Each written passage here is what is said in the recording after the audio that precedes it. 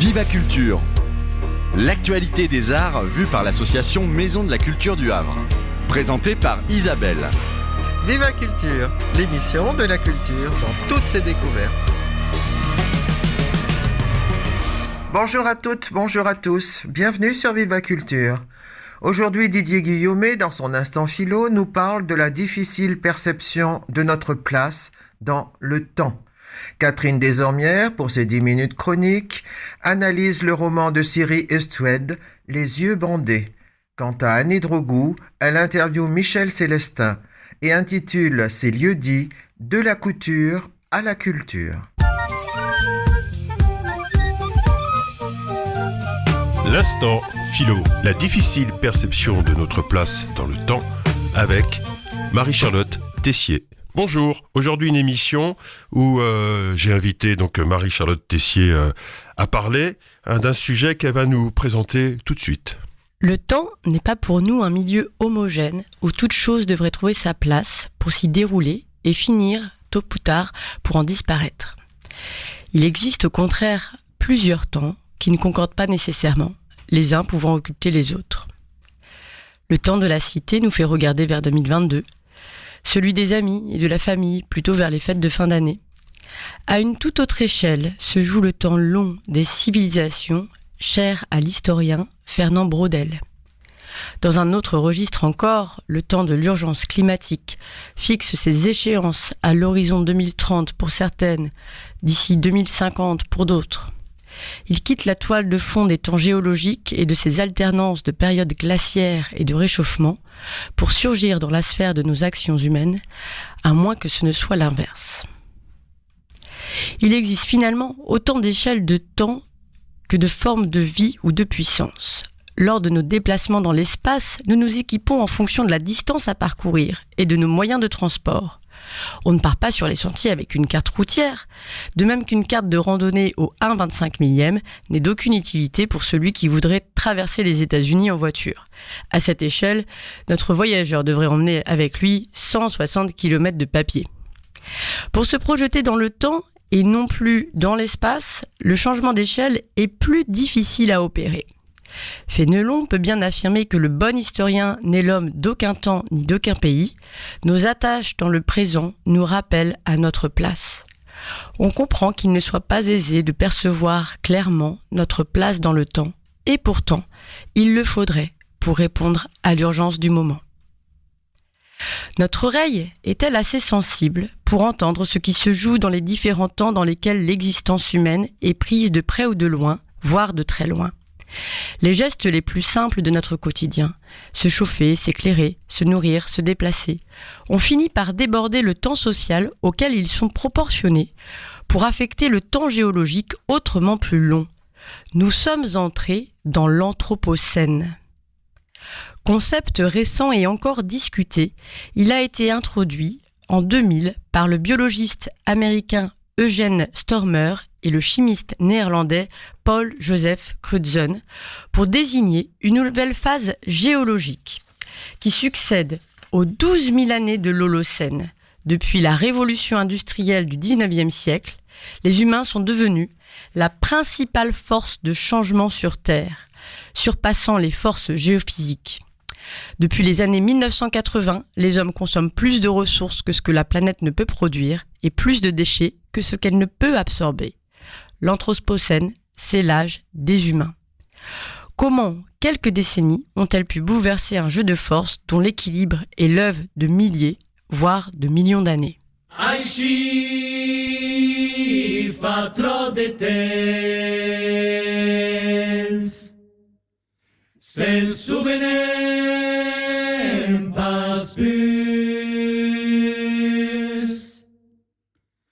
Campilia nostros teros,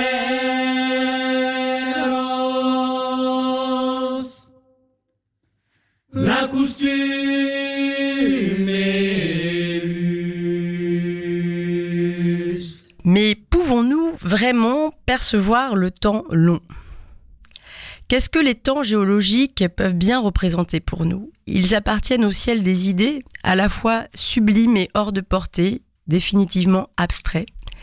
On a beau se dire, par exemple, que les atomes de notre corps ont l'âge de l'univers et des premières étoiles, près de 14 milliards d'années, on ne s'en sent que plus jeune. Inutile d'aller chercher les milliards, il suffit de compter jusqu'à 1000, comme y invite le philosophe Roger Poldroy dans ses 101 expériences de philosophie quotidienne, pour se convaincre que les grands nombres ne parlent qu'à notre raisonnement, nullement à notre sensibilité. Les signes tels que les mots ou les nombres ont le mérite d'alléger l'imagination et d'abréger le raisonnement. Le signe 1000, par exemple, se présente comme une seule collection de 1000 unités. Il nous dispense de répéter 1000 fois l'opération d'ajouter une unité à une autre, qui exigerait de surcroît d'imaginer successivement les 999 signes qui le précèdent. À en croire Roger Poldroy, compter jusqu'à 1000 prendrait un bon quart d'heure, le temps de cette émission n'y suffirait donc pas, et l'expérience serait moins monotone qu'il n'y paraît à première vue. Ce devait être une affaire de routine, une opération mécanique. Ça devient une aventure délicate à maîtriser. Ne me suis-je pas trompé de dizaines ? N'ai-je pas oublié une unité, une centaine ? N'ai-je pas fait une erreur à l'instant quand je pensais à autre chose ? Au lieu d'être facile, continu, ordonné, le parcours de 1 à 1000 est truffé d'ornières, de choses trappes. Ce qui vaut pour 1000 vaut a fortiori pour les milliards d'années des temps cosmiques et géologiques.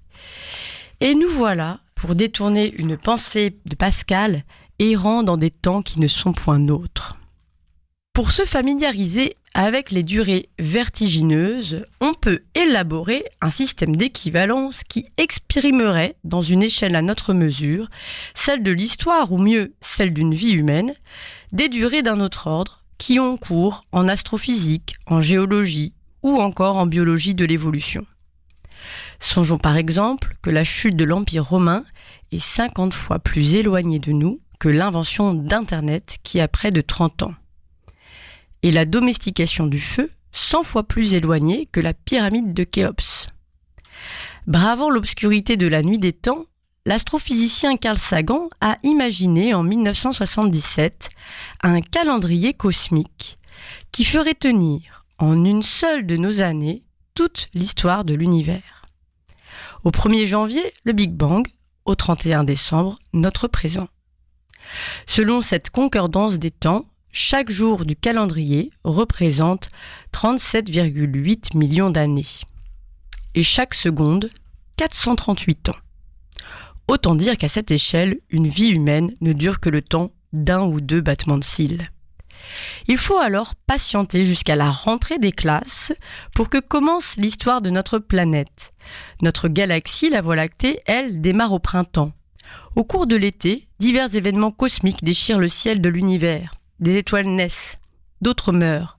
Des nuages de gaz interstellaires s'effondrent sur eux-mêmes, l'un d'entre eux engendrant notre système solaire. Nous sommes alors le 2 septembre. Tous les événements qui intéressent les terriens que nous sommes se concentrent donc dans le dernier tiers de l'année. La vie fait son apparition le 9 septembre. 2 mois après viennent les premières cellules avec noyau, les eucaryotes. À la mi-décembre, c'est l'explosion cambrienne, sorte de Big Bang zoologique avec lequel se met en place l'essentiel de l'arbre du vivant que nous connaissons aujourd'hui. Le 20 décembre, les premières plantes sortent de l'eau et partent à la conquête de la vie terrestre. Les dinosaures arrivent pour fêter Noël, mais manquent de peu la Saint-Sylvestre, dont la soirée s'annonce mouvementée. Les australopithèques arrivent vers 21h. Il faut attendre le dernier quart d'heure pour voir Homo sapiens entrer en scène. À 23h46, il domestique le feu. À 23h58, il sculpte des Vénus. Les fresques de Lascaux sont peintes à 23h59 et 20 secondes. 10 secondes après vient l'agriculture. Encore 18 secondes et c'est au tour de l'écriture et des premières grandes civilisations. À cette échelle, 10 secondes nous séparent de la grande pyramide de Khéops et une seule seulement de la découverte de l'Amérique par Christophe Colomb. Ce que nous appelons l'histoire tient donc dans les 10 dernières secondes. Mais à ce rythme-là, combien de secondes nous séparent de la fin ?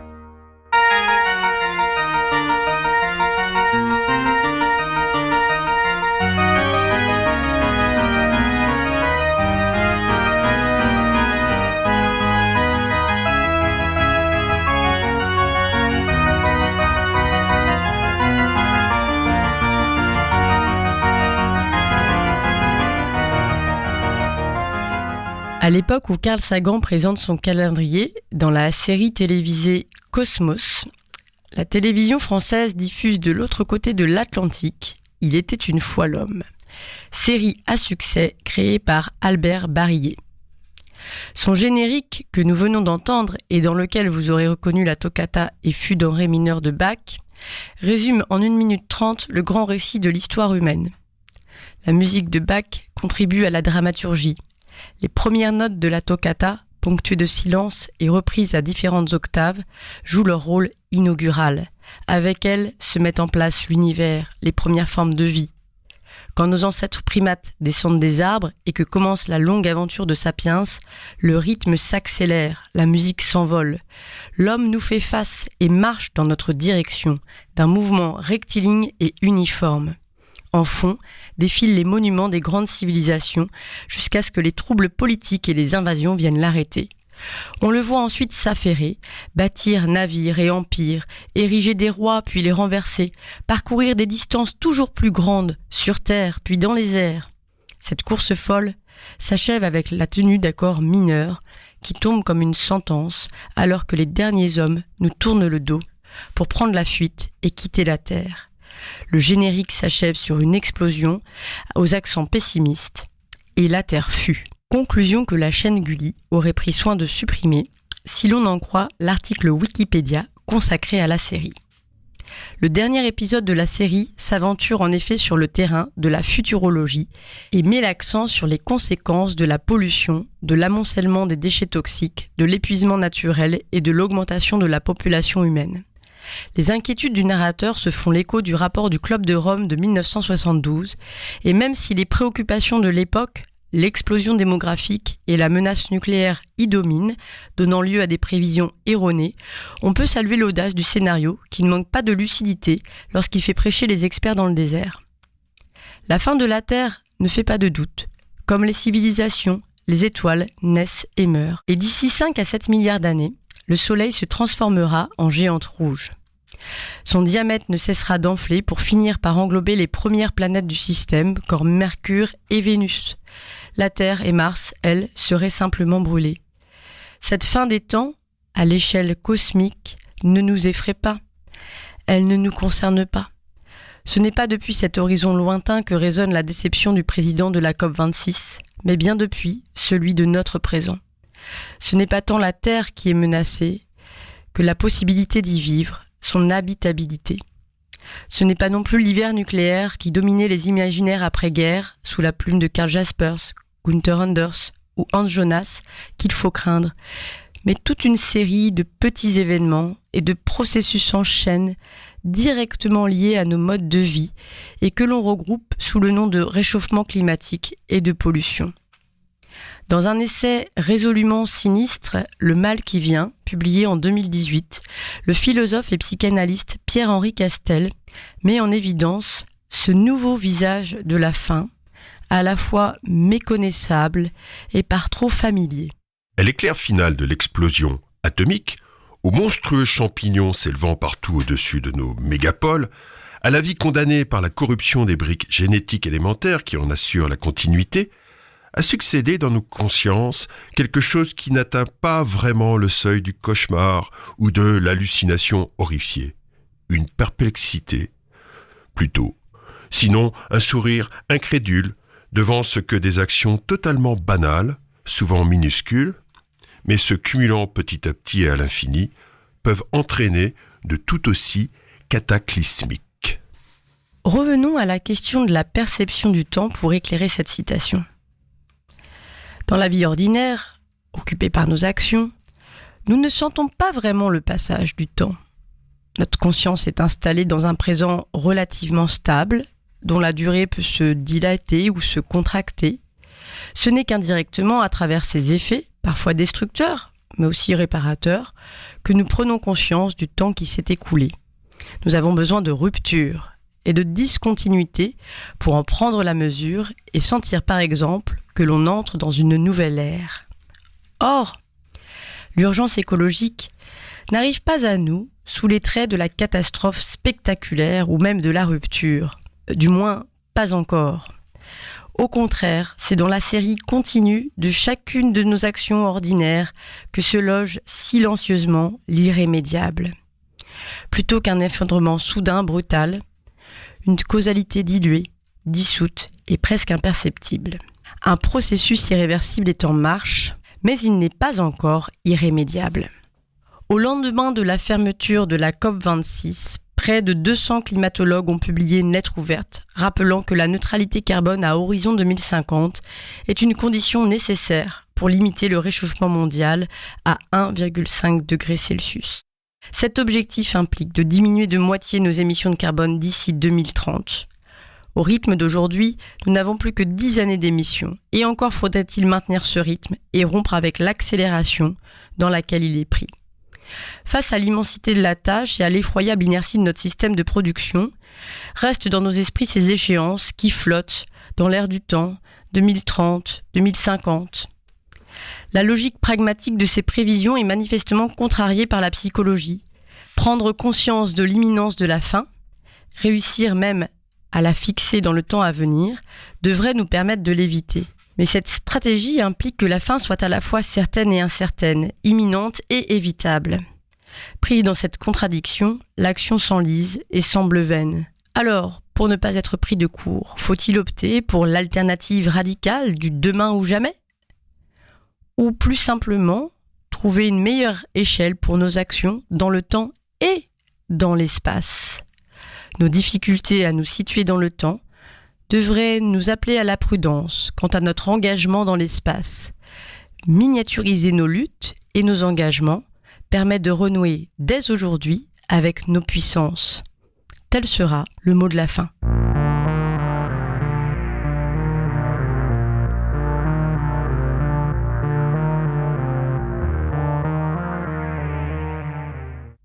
Dix minutes chronique. You need to become conscious of the fact that what's going on is a reluctance to accept the authority of a woman as literally an author. It's a way for all of us to move out of these unconscious biases that we don't even know we have. La voix que vous venez d'entendre est celle de Siri Hustvedt, américaine, née en 1955 à Northfield, au Minnesota. Siri Hustvedt a publié son premier livre en 1992. Elle est l'auteure de Tout ce que j'aimais, de L'envoûtement de Lily Dall, D'un été sans les hommes, entre autres, et aussi de plusieurs essais, dont Une femme regarde les hommes regarder les femmes, ainsi que La femme qui tremble, parmi d'autres. Elle est un des rares auteurs américains à ne jamais avoir suivi de cours d'écriture. Elle dit s'être nourrie de ses lectures et avoir appris à écrire avec son premier roman, Les yeux bandés. Et c'est probablement là ce qui en fait l'originalité. On n'y trouve rien de formaté. On y ressent même un certain tâtonnement narratif jusque dans le déroulement de l'histoire. On pourrait presque dire que ce premier roman est un objet littéraire, conçu en 4 parties, cousues les unes aux autres, et dont la couture un peu lâche, visible, réussit à faire un seul récit. Celui d'une étudiante arrivée du Minnesota qui cherche sa place à New York. Fragile, sujette à des migraines qui la plongent dans des états quasi seconds, elle se débat entre les petits boulots et sa vie instable au cœur de la société, si particulière dans une grande métropole. La première histoire qui constitue Les yeux bandés a d'abord été publiée dans un magazine littéraire, plus tard réimprimée dans un volume intitulé Les meilleures nouvelles américaines. C'est alors que Siri Hustvedt a pensé qu'elle devait continuer à écrire l'histoire de son héroïne, Iris Vegan. Les 2 premières nouvelles ont donc été publiées à 1 an d'écart dans un magazine, jusqu'au jour où l'auteur ayant écrit et réuni 4 périodes de la vie d'Iris Vegan, le livre a été publié sous forme de roman.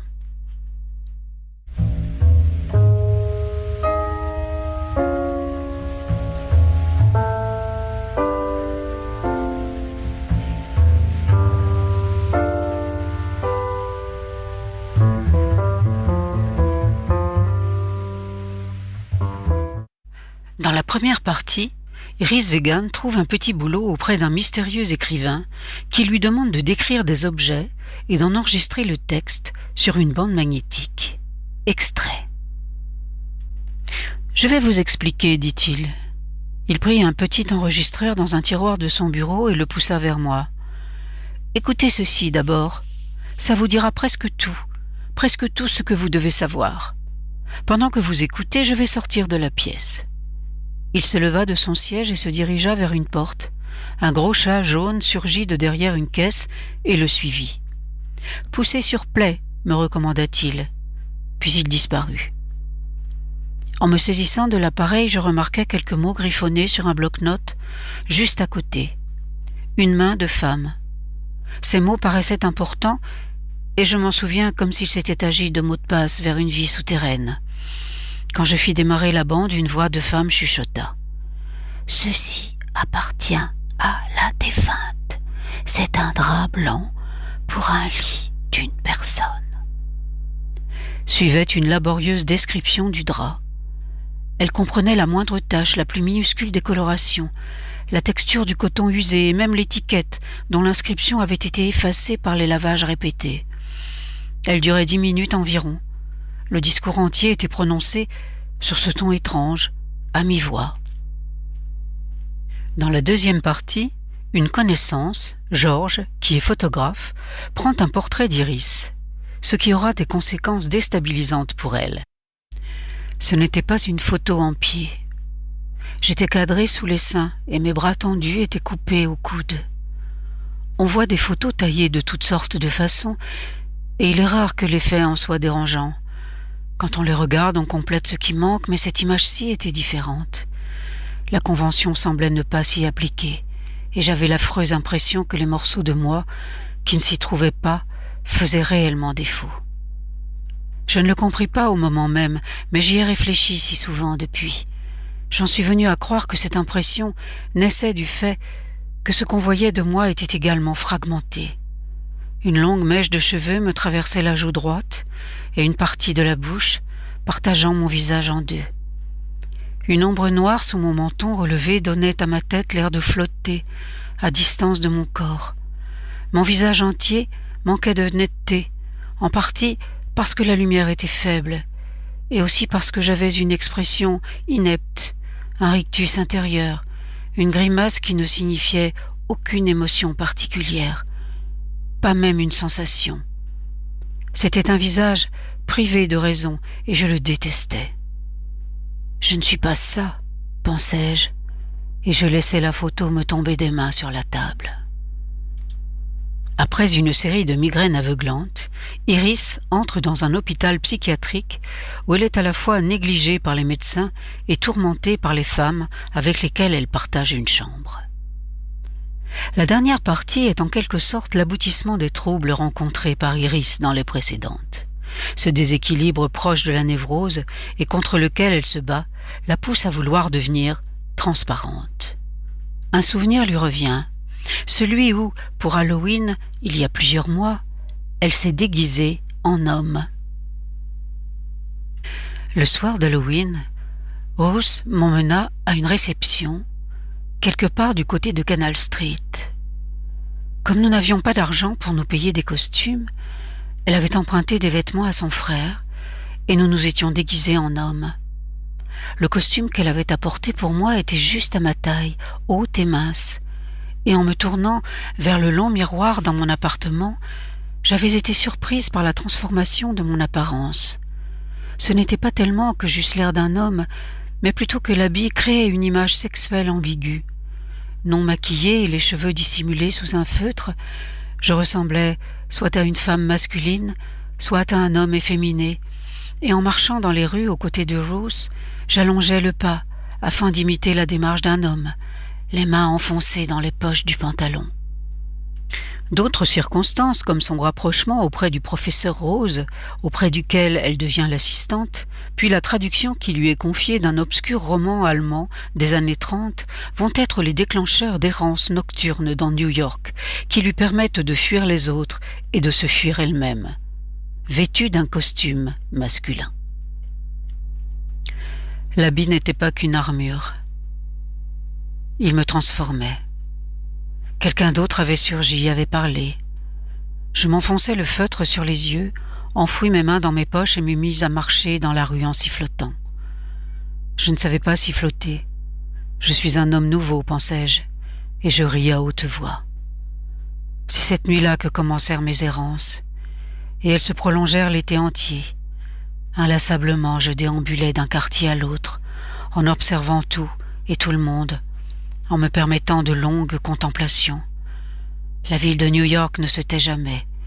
Il y a des coins de silence, des rues vides pendant 1 minute, et puis la paix se déchire. Des gens bavardent, chantent, crient. La clé de ce roman pourrait être le mot « objet ». Iris se sent l'objet du regard démultiplié des hommes dans New York, cette entité monstrueuse dans laquelle elle a du mal à trouver sa place. Elle se sent fétichisée par les hommes qu'elle rencontre, réduite à une image qui n'est pas elle. Ainsi, elle ressent comme une conspiration du regard masculin dont le pouvoir diffus l'effraie parfois jusqu'au malaise. Est-ce la force du regard masculin qui déclenche chez elle cette forme de paranoïa, ou bien la ville, New York, qui lui fait prendre conscience de sa vulnérabilité?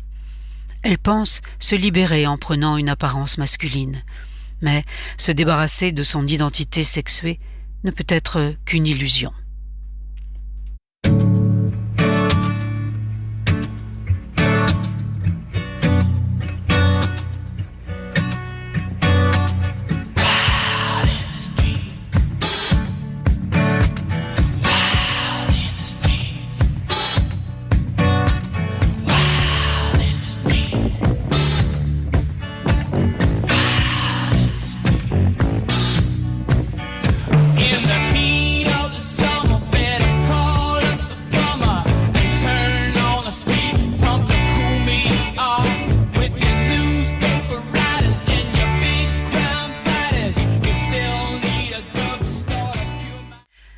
Je vous retrouverai dimanche 12 décembre, 10 minutes chroniques dans Viva Culture sur Westrack Radio.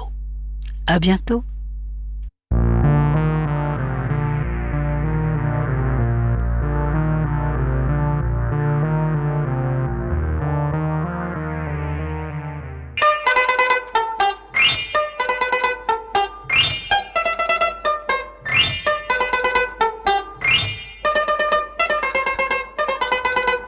Bonjour, aujourd'hui nous sommes en compagnie d'une personne qui va se présenter, qui tient une boutique de mode. Bonjour, je m'appelle Michel Célestin et j'ai créé cette boutique autour de la mode de vêtements et d'accessoires il y a 3 ans maintenant, suite à un long parcours dans l'insertion professionnelle où j'ai travaillé très longtemps en chantier d'insertion, avec des adultes en grande difficulté. J'ai ensuite travaillé quelque temps dans une mission locale avec des jeunes très en difficulté. Et puis j'ai découvert la création de bijoux de manière, extra-professionnelle, on va dire, parce que j'aimais bien en fait réparer mes bijoux, et puis ça m'a donné envie d'en créer, et j'ai commencé en fait à vraiment m'intéresser à la création de bijoux. J'ai exploré aussi beaucoup de choses, la création d'objets de décoration, et donc ça m'a amené petit à petit à participer à des salons de créateurs, et un jour j'ai décidé d'en faire mon activité. Et comme je suis une passionnée de mode, je me suis dit je vais créer une boutique où on va pouvoir retrouver mes créations, mes bijoux, mes accessoires, et je vais proposer du prêt-à-porter. Le nom de votre boutique?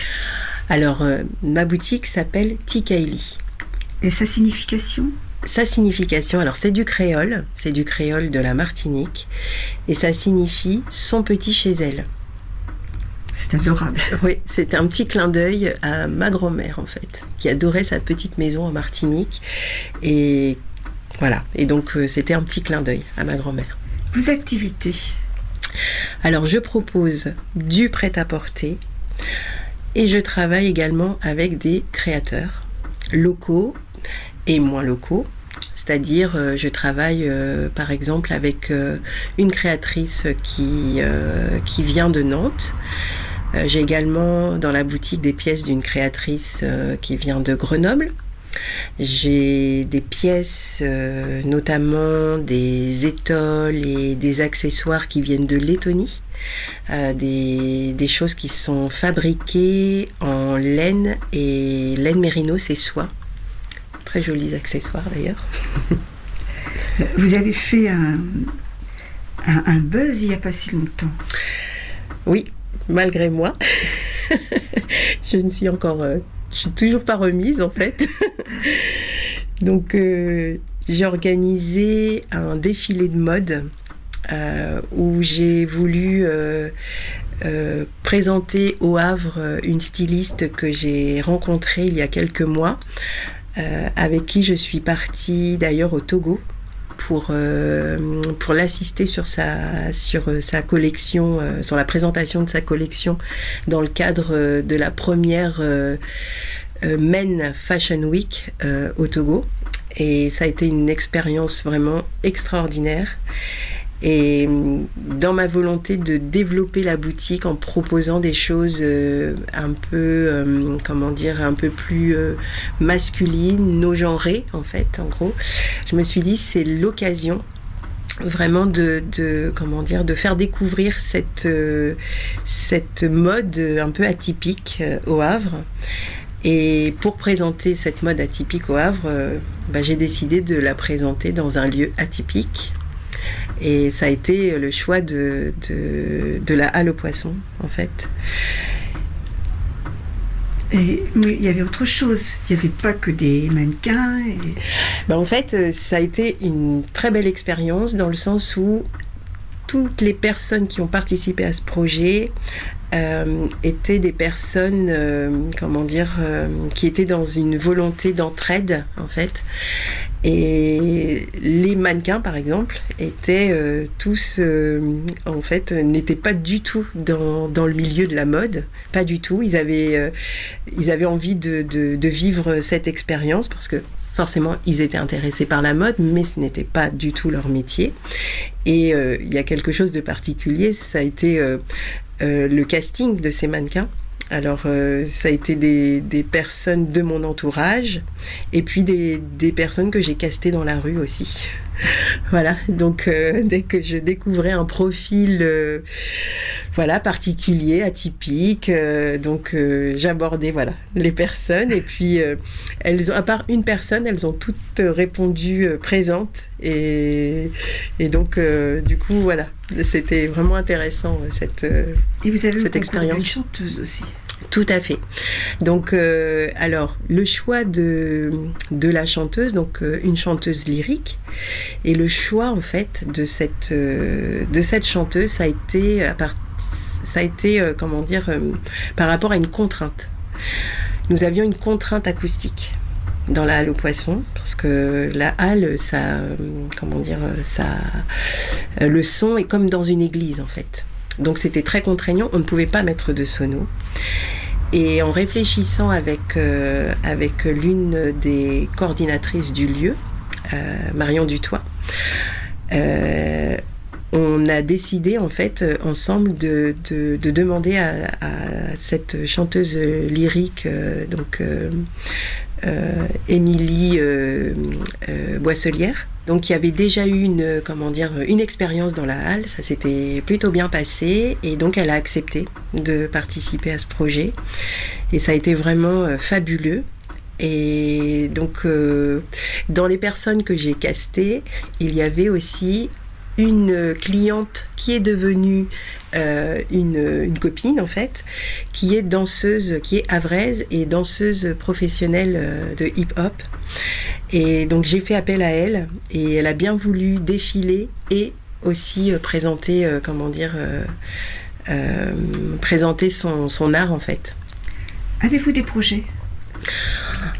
Alors des projets, j'en ai, j'ai envie de dire 1000 à la seconde dans la tête. Là, pour l'instant, en fait, j'ai le projet de reproposer un défilé aussi dans un autre cadre.